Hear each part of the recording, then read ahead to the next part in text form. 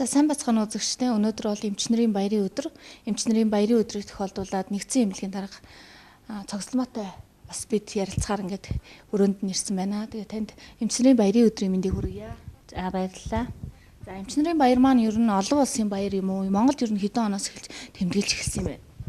Энэ бол олон улсын эмчнэрийн эрхийг хамгаалах өдөр гэдэг. Ер нь 2000 оноос эхлээд манайд Монгол улсад анх тэмдэглэгдэж эхэлсэн. Одоо ер нь 10 хэдэн жилийн түүхтэйгээр тэмдэглэгдэж байгаа. Тэгээд энэ баярын өдрүүдээр ихэвчлэн бид бол нөгөө эмчнэрийнхээ эрх ашгийг хамгаалах, эмчнэрийнхээ мэдлэг мэрэгжлийг дээшлүүлэх, онл практикийн баг гурал хийх, эмчилгээ үйлчилгээндээ шинэ технологи нэвтрүүлэх, шинэ үйлчилгээ нэвтрүүлэх гэх мэт үйл ажиллагаагаар энэ баяраа тэмдэж өнгөрүүлдэг энэ сайхан уламжлал тогтоод байгаамаа.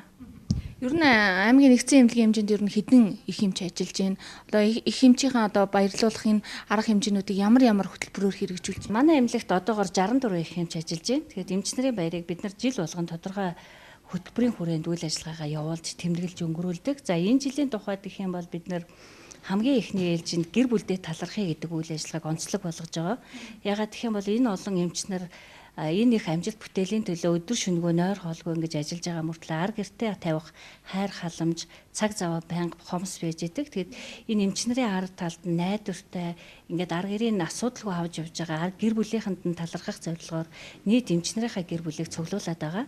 Тэгэхэд нийт эмчнэртэй зориулж бид нар бас энэ гэр бүлдээ талархъя гэсэн ийм ил захидлыг бол явуулж байна. За энэ ил захидалтай бид нар бол хамгийн ихний ээлжинд байгууллагын удирдлагуудын зүгээс эмчнэрийнхээ гэр бүл талархлаа илэрхийлсэн талархлын загтлыг бичиж байгаа. За дараа нь доотлын хэсэг дээр нь бол манай эмчнэр өөрсдийнхөө гэр бүлд бидний энэ ар ачааллыг дааж үр хүүхдүүдийн минь өсгөн хүмүүжүүлж байгаа ар гэртээ баярлсан талархснаа илэрхийлж бол энэ загтал бичиж байгаа. За энэ загтал бичгийн гол утга учир нь юу гэх юм бол бид нар хэдийгээр одоо ингэж баярлал талархаж явдаг ч гэсэн ер нь баярлснаа илэрхийлдэггүйгээр зөвхөн энэ бусдын эрүүл мэндийн төлөө өөрсдийнхөө үр хүүхдүүдэд зарцуулах цаг цаваа хаяад ингэж явж байгаагаа илэрхийлж ар гэрт нь ийм талархлын хуудсыг бол бичиж өгч байгаа. Мань түүнээс гадна бол манай иргэдээс бас хамгийн олон талархал авсан эмчийг шалгаруулах энэ үйл ажиллагааг явуулж байна. Нийт албан газар худалдаа үйлчилгээнд дээр ажиллаж байгаа, зах дээр сууж байгаа бүх хүмүүсээс бид нар эмчтэй хэлэх үг байвал талархал хэлбэрээр бичээч гэж ингэж явж байгаа. Тэгэд энэний хүрээнд хамгийн олон талархлын загтал авсан эзнийг бид нар бас шалгаруулж гадаадад аялах эрх эмчгээр бас шагнах ийм бодолтойгоор энэ үйл ажиллагаагаа явуулаад байж байна. За эмчнэртэй биш бас ар гэртэн чиглэсэн юм сайхан арга хэмжээ зохион байгуулж байгаа нь үнэхээр сайхан санагдаж байна л да. Тэгээд бас сошиалар сүүлийн үед бас шилдэг эмч шалгаруулах хуралдаан бас зарласан байгаа. Энэ маань одоо хизээ бас тодорхой. За энэ шилдэг эмч шалгаруулах хуралдаан сайн эмч хөтөлбөрийн хүрээнд бол явагдаж байгаа. Энэ сайн эмч хөтөлбөрийг бол Завхан аймагт анх удаадаа энэ хөтөлбөрийг боловсруулж аймгийн иргэдийн хурал баталж аймгийн засаг даргын үйл ажиллагааны мөрийн хөтөлбөрт орсон ийм хөтөлбөр. Энэ хөтөлбөрийн хүрээнд бол нийтдээ 40 эмчийг шалгаруулна. Хамгийн дээдл нь бол шилдэг эмчгээд нэг эмчийг 10 сая төгрөгөөр шагнаж урамшуулахаар ингэж хөтөлбөртөө тусгагдсан. Энэ бол яг би Завхан аймагт ажиллаад 23 жилдээ ажиллаж байхдаа анх удаадаа болж байгаа мундаг том шагналтай ийм урамшуулах үйл ажиллагаа байгаа. Ер нь бол бид нар эмчнэр нэг өндөр урамшуул авахгүй ингээл төр яаж исэн бол энэ удаадаа бол эмчнэрийн үйл ажиллагааг дэмжсэн эмчнэрийн хөдөө орон нутагт тогтвор суурьшилтай ажилуулах энэ боломжийг нээж өгсөн удирдлагуудтай бас баярлснаа илэрхийлэхэд таатай байна. Тэгэд энэ эмчнэрийн баярын өдрийг тохиолдуулаад бид нар бас 29-ны өдөртөө үйлчлүүлэгчийн нэг өдөр буюу нээлттэй хаалганы өдрөө зохион байгуулах гэж байна. Энд бид нар баруун бүсийн худалдааны төв дээр эмнэлгийн нээлттэй хаалганы өдрийг зохион байгуулна. Энд байнгын эрэлт хэрэгцээтэй байгаа очир дугуйн хомос байдаг энэ кабинетууд үзлэг онцлогооны тоног төхөөрөмжүүдээ бид нар зөөврийн хэлбэрээр авчиж үйл ажиллагаагаа явуулах гэж байгаа. Тэгэхээр нийт иргэд та бүхэн минь бас энэ үйл ажиллагаанд идэвхтэй оролцоорой гэдгийг хэлмээр байна. Өөрөөсөө баярлалаа зогсохгүй ард иргэдээ бас хүрч үйлчилж баярлах юм байна. За нэгдсэн эмнэлгийн хаяг дотоод цөмрөө орж бас ярилцъя гэж бодож байна. Ер нь бол сүүлийн үед бас их олон шинэлэг тоног төхөөрөмжтэй болсон Улаанбаатар явах шаардлагагүй бас эндээ бас өвчтнүүдтэй хүрч үйлчилж байгаа гэсэн юм бас олон аппараттай болсон гэсэн мэдээллүүд байгаа. Диализын аппараттай болсон юм байна. Одоо манайх бас тэн дээр очиж бас бичлэг хийсэн. Та энэ талаар бас дэлгэрэнгүй яриач. За 2016 онд Бяганхын нэгдсэн эмнэлгийн даргыг авсан. Даргын ажлыг. Тэгээд ажил авахад бол ер нь диализын аппарат тоног төхөөрөмж ороогүй 4 аймаг байсан. Тэрний нэг нь манай Завхан аймаг байсан. Тэгээд одоо ядахтаа нөгөө 3 аймгийнхаа урд нь орё гэж одоо диализын аппаратыг бид нар хөөцөлдсөн. Тэгээд энийг 50-ны засгийн газрын хөрөнгө оруулалттайгаар бас их хурлын гишүүн Санживтын маань хөөцөлтөлгөөгөөр энэ 2 диализын аппаратыг бол тусламжийн хэлбэрээр оруулж ирсэн. За энээс өмнө яадаг байсангүй манай Завхны бөөрийн дутагдaltaй хүмүүс Улаанбаатар хот, Эрдэнэт хотуудад очиж диализын аппаратанд орж исэн. Тэгээд ингэхдээ нэг хэсэг гэр бүлний Завхан аймагт амьдраад нөгөө хэсэг гэр бүлүүд нь Улаанбаатар хотод Эрдэнэтэд амьдраад гэр бүлтэйгээ уулзаж чадахгүй ингээд хоёр салангад амьдрах нөхцлүүд бүрдээд исэн. Диализын аппаратанд орж байгаа тохиолдолд бол нэг хүнд 7 хоногт 2-3 удаа ордог учраас Улаанбаатар хотод очиж диализэд орчоод эргээд гэртээ ирэх юм боломж байдгүй. Яг тэндээ сууршмал амьдраад тэндээ аппаратанд орохоос өөр аргагүй байсан. Тэгээд одоо энэ хоёр аппаратыг тавьснаас хойш манай энэ аппаратаар бол 15 хүн үйлчлүүлж байна. Хотод байгаа тэр Эрдэнэтэд амьдарч диализэд ордог байсан хүмүүс маань өнөөдөр халуун бүлээрээ гэр орондоо амьдраад эндээ диализэд ороод явж байгаа нэг юм сайхан үйлчилгээ шинээр нэвтэрсэн байгаа. За бас дурангийн мэсцлийн засгийнхан хийдэг болсон байлээ. Тэгээд дурангийн мэсцлийг ер нь хөдөө орон нутагт ер нь хэр их хийдэг юм. Манай Завханд бол онцлог нь юу вэ? За дурангийн мэсцлийн аппарат бас манай аймагт байхгүй байсан аймгийн нэг.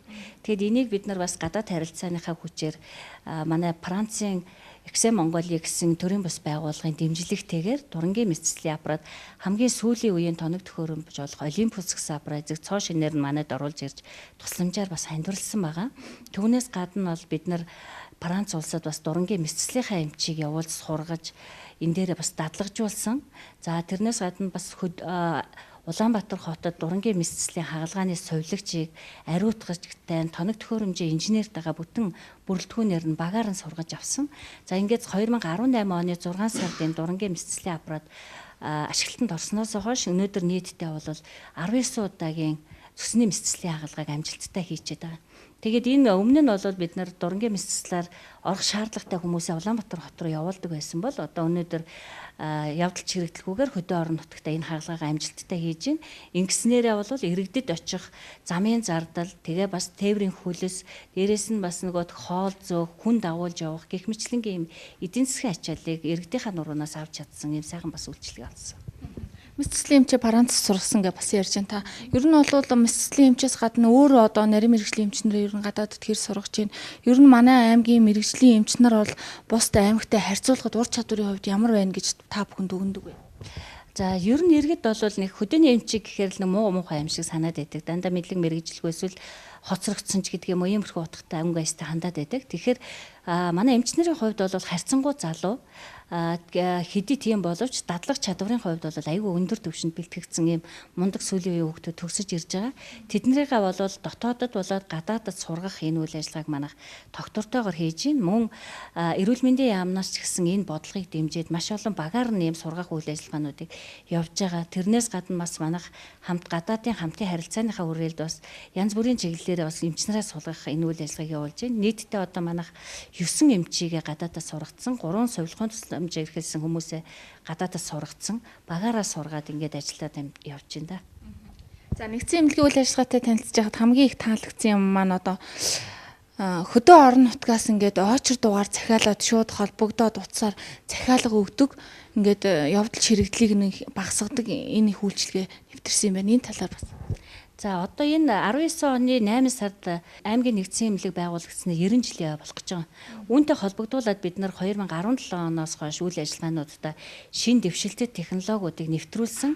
Хамгийн гол нь бид нар жил болгон 9 шин технологи, 9 шин үйлчилгээг нэвтрүүлээгээд ингээд зорилт тавиад ажилласны хүчинд өнөөдөр бид нар 18 шин төрлийн үйлчилгээ технологиг нэвтрүүлчихэд байгаа. Энэний нэг үйлчилгээ маань бол цаг товлох үйлчилгээ. Энэ хөдөө орон нутагт ажиллаж амьдарч байгаа иргэдийн цаг завыг бас зохицуулах, энд ирээд аймгийн төв дээр ирээд байрлах, орох айлгүй байгаа, танил талгүй байгаа иргэдэд шуурхай үйлчлэх зорилгоос энэ цаг товлох үйлчилгээний утсыг бид нар ашиглалтанд оруулсан. Энэ 75 77 99 44 гэсэн дугаарыг утсаар бид нар одоогоор номер тараалтаа хийж байна. Иргэдийн ярьдгаар бол номер тараалт, бидний хэллэгээр бол цаг товлох үйлчилгээ гэдгийг явуулаад байгаа. За энэ бол хөдөө орон нутагт ажиллаж амьдарч байгаа бүх иргэдэд хамааралтай. Ажлын цагаар хэдэн цагийн номерыг авч аль кабинетад үзүүлэхээр урьдчилан товлоод дугаараа аваад тэр өдрөө ирээд баталгаажуулалтаа игээд үзүүлэх юм боломж мөрдөж байгаа. Мөн түүнээс гадна улаастай суманд ажиллаж байгаа, амьдарж байгаа ахмад настангууд мөн хөгжлийн бэрхшээлтэй иргэдэд энэ утсаар бас үйлчилж байгаа. Энэ шинэлэг үйлчилгээг бас нэвтрүүлсэн. Энэ нь бас иргэдээс нэлээд тааламжтай үйлчилгээ авчаад байгаа. Тэгээд харамсалтай нь манай иргэд бол нөгөө яг хуучин зуршлаараа яг ирж нөгөө тойчролдог энэс одоохондоо салахгүй байна. Одоогийн байдлаар яг энэ цаг товлох үйлчилгээгээр хамгийн их тусламж үйлчилгээ авж байгаа сум бол Дөрвөлжин сум, дараа нь Ургамал сум, одоо хамгийн бага хүртээлтэй байгаа сумууд нь бол энэ Отхон Шилүүстэй сумууд байгаад байгаа. Тэгэхээр нөгөө талаасаа бас бидний мэдээлэл хомс байхыг үгүйсэхгүй эсвэл тэр хүмүүс нь бас наашаа ирэх бололцоотой болоод ирээд хэдэг ч байж магадгүй. За тэлээ хурлуудыг бас ингээд эмчнэр бол туршлага солилцох үүднээс заавар зөвлөгөө авах үүднээс хийдэг юм байна. Тэгэхээр яг ямар зүйл дээр одоо эмчнэр маань одоо холбогдож ийм хурлууд хийдэг. За тэл мэдцээний үйлчилгээг буюу зайн оншилгооны сургалтууд, зайн оншилгоо эднийг бол манайхан хийгээд явж байна. 2018 он аймгийн нийгэм эдийн засгийг хөгжүүлэх үндсэн чиглэлд бид нар 6.4 сая төгрөгийг тусгуулсан. За эннийхээ хүрээнд бол тэл мэдцээнийхээ үйлчилгээний тоног төхөөрөмжийн хурд дүрсний чанарыг сайжруулах ийм шинжилсэн үйлчилгээг хийлээ. Тэгээд эннийхээ дүнд яаж байгаа вэ гэхээр одоо бүх төрлийн хагалгаанууд тэгэхээр хүүхдийн сэхээгээ, төрх эмнэлгийгээ, гэмтлийгээ, харуултын дараах тасгийгаа энэ болгоныгоо бид нар лавлгаа төвүүдтэйгээ холбож чадж байна. Яг хагалгаан дээрээ бид нар бас зөвлөгөөгөө авж байгаа. Улаанбаатар хотоос бид нар оролцож байгаа эмчнэр маань гараараа л барихгүй байгаа болохоос биш яг хажууд нь зогсож байгаа юм шиг бүх зөвлөгөөнүүдийг хийгээд газар дээр нь хүүхдээ эмчлээд хагалгаагаа хийгээд явж байна. Тэрнээс гадна бас эмч мэрэгчлэтнүүдэд сургах, мэрэгжлийг дээшлэх зорилгоор одоо 168 удаагийн зайн сургалтуудыг яг эмнэлзийн сургалтуудыг газар дээр нь авчаад байгаа. Нүдний одоо дасаг дээр бол ер нь сүүлийн үеийн тоног төхөөрөмж бас ирсэн байгаа юм байна. Энэ талаар би өөрөө нүдний эмчтэй 23 дахь жилдээ ажиллаж байна. Ер нь дарга болоод 2 жил болж байгаа. 21 жил нь бол за ер нь гараараа өөрийнхөө нүдээр шахва хагалгаа хийжсэн. Тоног төхөөрөмжийн хувьд аяйгүй учир дутагдaltaй. Тэгээд ер нь хөдөө орон нутагт хийж чадахгүй хэд хэдэн хагалгаануудыг Улаанбаатар хот руу явуулаад бусдыг нь бол аймагтаа хийдэг байсан. Тэгвэл энийг бол ер нь бор зүрхээрээ хийжсэн гэхэд хийж болно. Тэгэхэд миний мэдлэг мэрэгжил учраас одоо энэ чиглэлийг төлхөө хөгжүүлэхсэн гэсэн зорилгоор бас Францын Аксе Монголигийн нүдний нийгэмлэгийнхэнтэй холбогдож чадсан. Эннийхээ хүрээнд сая 18 онд бид нар 5 төрлийн нүдний шинжилгээний багаж тоног төхөөрөмжийг хагалгааны Карл Zeiss гэсэн микроскоптой болцсон байна. За эннийхээ хүрээнд бас Францаас нүдний эмч нарыг авчирж яг газар дээр нь шавлын сургалтыг бид нар 14-өөс 20 хоногийн хугацаанд хийсэн.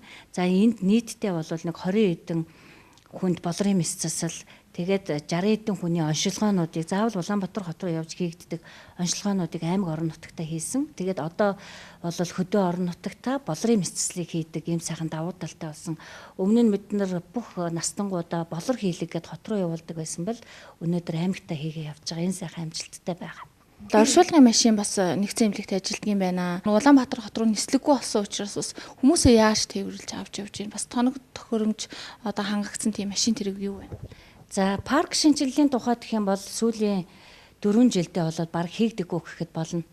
Тэгэхдээ бид нар энэ үнийг бас холбогдох газрууд нь улсын онцгой комисс зэрэг газруудад хүсэлтийн тавиад 2 шинэ програмыг авч чадсан. Энүүгээрээ бид нар алсын дуудлага зохицуулж байгаа.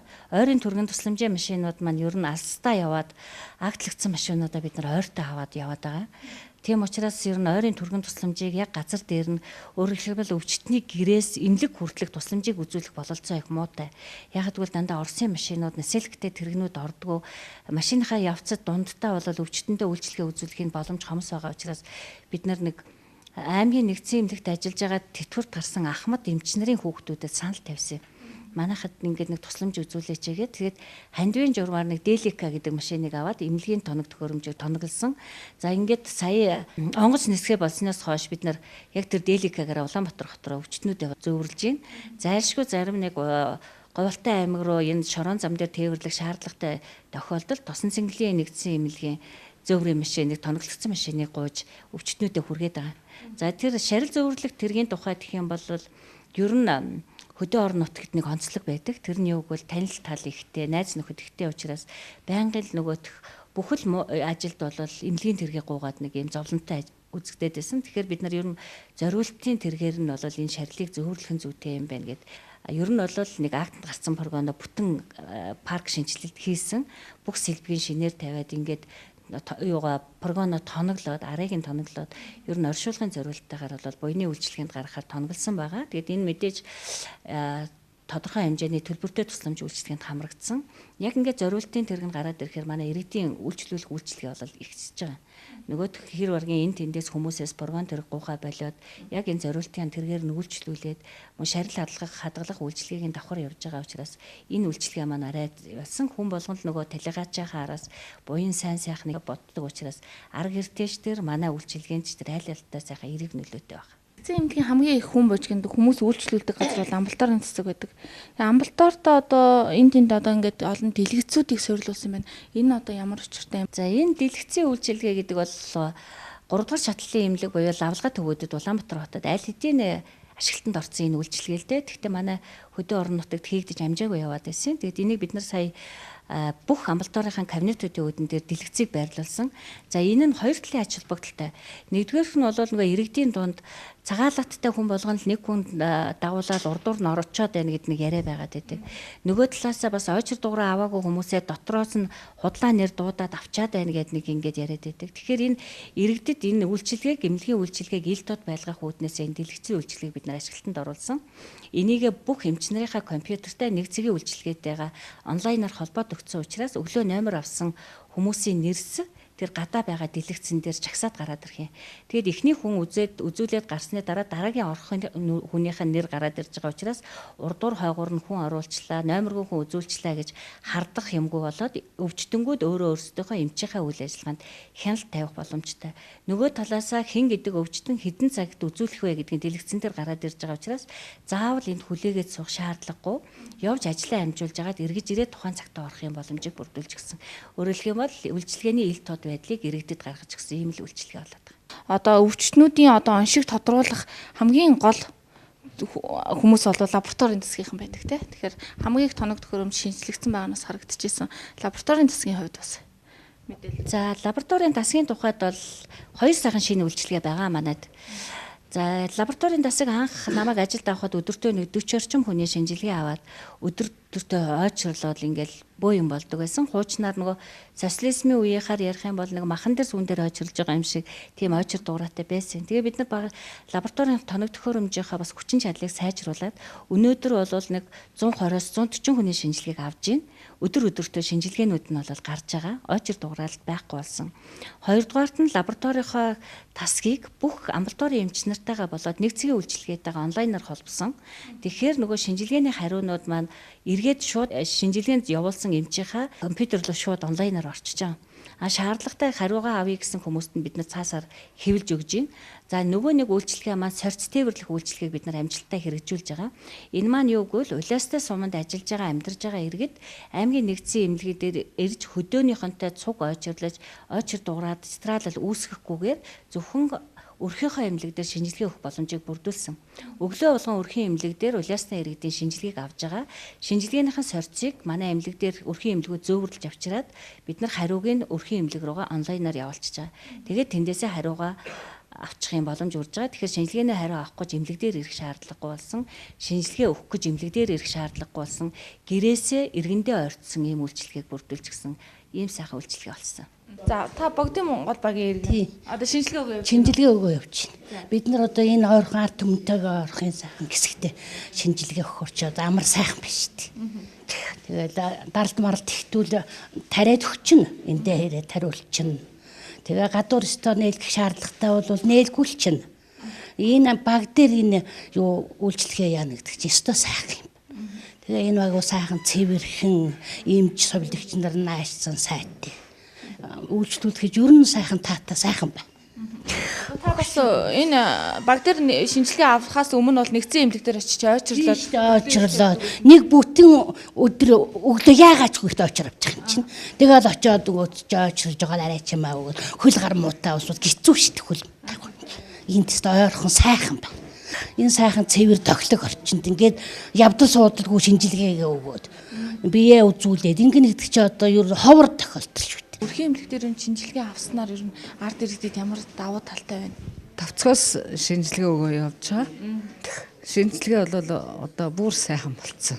Бас нэгдсэн эмнэлэг рүү очиж шинжилгээ өгч юм бас ачаал. Ачаал ихтэй ойчр их авна. Тэгээ хоол Хол явна. Шинэ хорооноос ч хол штт. Одоо бол сайхан болцсон. Шинэ хорооноос энэ дээрэл тэн дээрээсээ бичгээ аваад энэ дээрээс шинжилгээг өгөөл явчихна. Таны бас шинжилгээ бас бүх төрлөөр өгч ийн үү? Бүх төрлөөр өгдөг штт. Тий. Хөгсчүүл тэгэл хүүхэд тэгэл нөгөө тэтгэврийн нөгөө хөгсчүүл бүгд л өгнө. Бас хол явахгүй олон хүнтэй ойрчлахгүй баг дээр ингээд авчиж байгаа нь бол их үр дүнтэй. Үр дүнтэй. Ачаал их бага. Нэгдсэн эмнэлгийн гал тогоонд бол яг өвчтөн зориулсан одоо эрүүл хоол хүнс хийж үйлдвэрлэдэг байгаа. Тэгэхэд бас Монгол улсын мастер тоогооч ажилладаг юм байна. Тий. Манай нэг бахархал шүү. Манай мастер тоогооч бол Завхан аймагт 2 хон мастер тоогооч байдаг гэж би сонссон. Тэр нь манай эмнэлгийн салбарт тэр хүү амын эрүүл мэндийн төлөө эрүүл хүнсээр үйлчилж байгаа юм мундаг тоогооч байгаа. Тэгээд энэ завшааныг ашиглаад бас мундаг тоогоочтой тунсагтаа бас баяр хүргэе. Тэгээд бидний нэг шинчилсэн үйлчилгээ маань бол нөгөө эмчилгээний хоолыг яг зүйл ангиар нөгдөг болсон. Хоол зүйч эмчийг бид нар шинээр сургаж авсан. Яг технологийнхаа дагуу бид нар хоолоо бэлддэг болж байгаа. Хамгийн эхний ээлжинд бид нар дотрын тасгийг бол гэрийн эргэлтээс нь салгаж чадсан. За энэ маань юу гэж нэгвэл дотрын тасагт чихрийн шижин өвчтөе нэг хүн байсан ч тэр хүнд зориулж хоол хийж байгаа. Хоёрдугаарт нь бол тухайн хүн тухайн палатад хэвтэж байгаа хүмүүс ямар хоол идэх боломжтой бэ гэдгийг гадаа үүдэн дээр нь өөрийнхөө нэр төршлийг байрлуулж өгсөн байгаа. Ингээд яасан уу гэхээр гаднаас эргэлт авах хэрэгцээгүй болсон. Дотроос үйлчлүүлэгчээ хоололдог болсон. Нөгөө талаасаа энэ төрийн алба хааж байгаа хүмүүсийн цаг завыг бас хэмнэх зорилготой. Өөрөөр хэлбэл гэр бүлээс нэг хүн эмнэлэгт хэвтэж байгаа тэр хүн заашгүй нэг хоол зөөх хэрэг гараад идэг. Тэгээд өөрсдөө ажилтаа амьдралтай хүмүүс чинь гадуур нь дахиад давхар эмнэлгийн хоолтой болохоор нэг өдрийн цайнаар гүйчиж хоолыг хийж ирэх, оройн гүйчиж хоолыг нэгээд буцааж авчрах гэд ажил их гараад идэг. Тэгэхээр одоо ажлын 5 хоногтоо бид нар бол эмнэлгээсээ байнга эмчилгээний хоолыг өгчөж байгаа. Хагасын бүтэнсээ өдөр зав цагтай байгаа үедээ эмнэлэгт хэвтэж байгаа ойр дотныхоо хүнийг эргэх боломжтой. Тэгвэл эргэхдээ яах вэ гэвэл дотрын засгийн үүдэн дээр одоо 5 дугаар палатанд хэвтэж байгаа тим нэртэй хүн ийм төрлийн хоол иднэ гэдгийг бичээд өгсөн байгаа учраас хагас бүтэнсээ өдрөө яг тэргийнх нь хоолыг хийж ирээд эргэчих юм боломж байна. За хэдийгээр энэ үйлчлэгийг нэвтрүүлсэн ч гэсэн үр дүн нь бас яг санаанд төрсэн хэмжээнд хүрэхгүй байна. Яг гэвэл манайхны нөгөө эмнэлэгт хэвтгээрээ их хэмжээний эргэлт авдаг нөгөө бууз хуушураа зөөдөг, өөхтэй тостойгоо чануулж ирээд хувааж иддэг энэ үйлдэл нь хандлага нь ерөөсө багасгүй байгаа. Гэхдээ өмнөхийгөө бодвол ямар ч байсан эргэлт ирэхгүй байгаа хөдөөний хүмүүс эсвэл нөгөө цаг завгуугаа төрийн албан агчийн арга гэр гихмчлэнгийн хүмүүс бол өлсгүйгээр эмчилгээнийгээ хоолыг идэх энэ боломжийг сайхан бүрдүүлчихсэн. Одоо энэ цахиргаан аж ахуйн тасаг маань бас их коридор нь үнэхээр гоё ингээ ороод ирэхэд бас их гоё санагдаж байна л да. Энэ одоо амбулаторийн одоо тэр хэсэг дээр их гоё юм шийдлүүдийг өгч ингээд өнгө үзэмж бол үнэхээр гоё санагдаж байна. Тий, ер нь бол нөгөө өөдлөх айл үүднээсээ гэж ер нь энэ ажлын байр гэдэг бол бид нэр 2 дугаар гэр орон нь 5 тухтай байх юм бол тэр хүний сэтгэл санаа тайван ажиллах хүсэл зориг нь өндөр байна. Тийм учраас бид нар ажлын орчноо өөрчлөе гэдэг энэ аяныг зохион байгуулсан. Тэгээд 2 дугаарт нь бид нар бас энэ захиргаан аж ахуйн коридортой үеийн удирдлагуудынхаа түүхийг бас үлдээж байгаа. Бүх зургуудын хэдээс хэдэн онд ямар дарга удирдахжсэн гэдгийг тавьсан.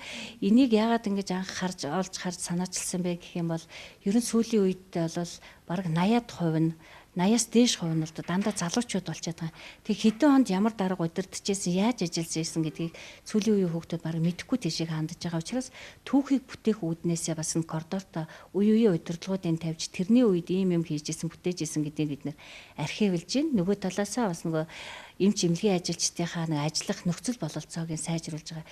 Нэлээд олон газрууд маань бол маш тогтвортой аятайхан болсон байгаа. Бас нэг зураг харж байхад нөгөө зочин эмчийн нэг өдөр гээд өнгөрсөн оны эмчнэрийн баяраар зохион байгуулж байсан юм байна. Энэ яг ямар арга хэмжээ байсан бэ? За зочин эмчийн нэг өдөр гэдэг энэ нөгөө ахмад үе, дунд үе, залуу үеигээ холбох нэг юм санаа төрсөн. Тэгээд нийт ахмад эмчнэрийгээ урьж ирээд нэг өдөр эмчнэрийн баяраараа ахмад эмчнэр маань кабинетад сууж ажилласан. Загаад тэрэнд ажлынхаа үед нь дунд үе, тэгээд залуу үеуд маань ахмад эмчтэйгээ хамтарч ажиллаж исэн. Тэгээд тэдний нүүр их туршлага, нүүр их ажлын энэ нөгөө бүтээмж, хүмүүстэй харьцах, харьцаа хандлага энийг бол бусдаа сургах, залуу үедээ олгох энэ боломж бол бүрдсэн. Нөгөө талаасаа нөгөөх үйлчлүүлэгч ард иргэд маань нөгөө өмнө нь ажиллаж исэн ахмад эмч нараараа үйлчлүүлэх хамгийн дуртай тийм сайхан үе болсон гоё.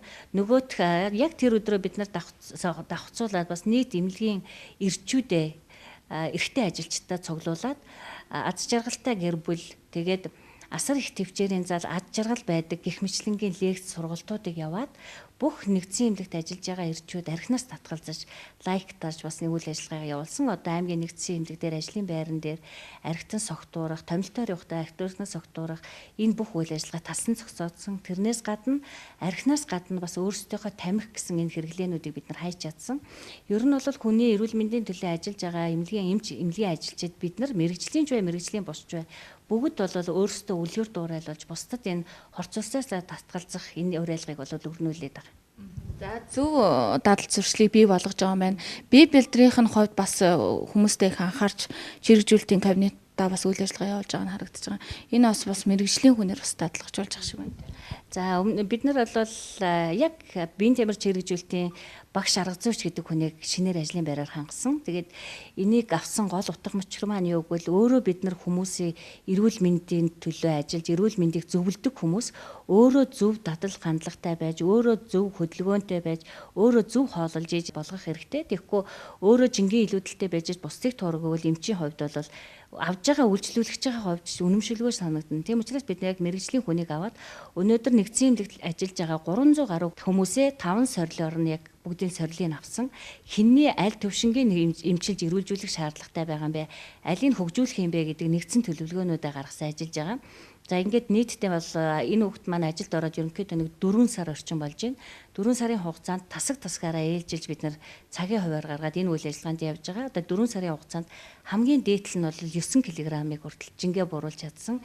Доотл нь 2 хил хайсан ийм амжилттайгаар явж байгаа. Одоо бид нар өөрсдийгөө ингээд чирэгжүүлчих юм бол дараа иргэдтэй нүүр бардам зөвлөгөө өгөх боломжийг бүрдүүлж байгаа. Тэгээд эрүүл зөв хооллолт, эрүүл чирэг бие бэлтрийг өөрсдөөсөө эхлэх гэсэн уриалгаар ингэж байгаа. Тэгээд яг ийм чимлэгийн ажилчдынхаа чирэгжүүлэлтийн кабинетыг өнөөдөр орчин үед ямар байх ёстой яг тэр чигээр нь бид нар тогтчулж чадсан. Олон сайхан бас үйлчлэгийг нэвтрүүлж ард иргэдтэй их хүрч үйлчилж байгаад нь бас үзэгчтэй хүмүүст талархал илэрхийлье. За одоо ингээд 2019 он гараад 3 сар л өнгөрч байна. 2018 оны хувьд бол таны үйл ажиллагаа ер нь хэрхэн дүгнөвдөө?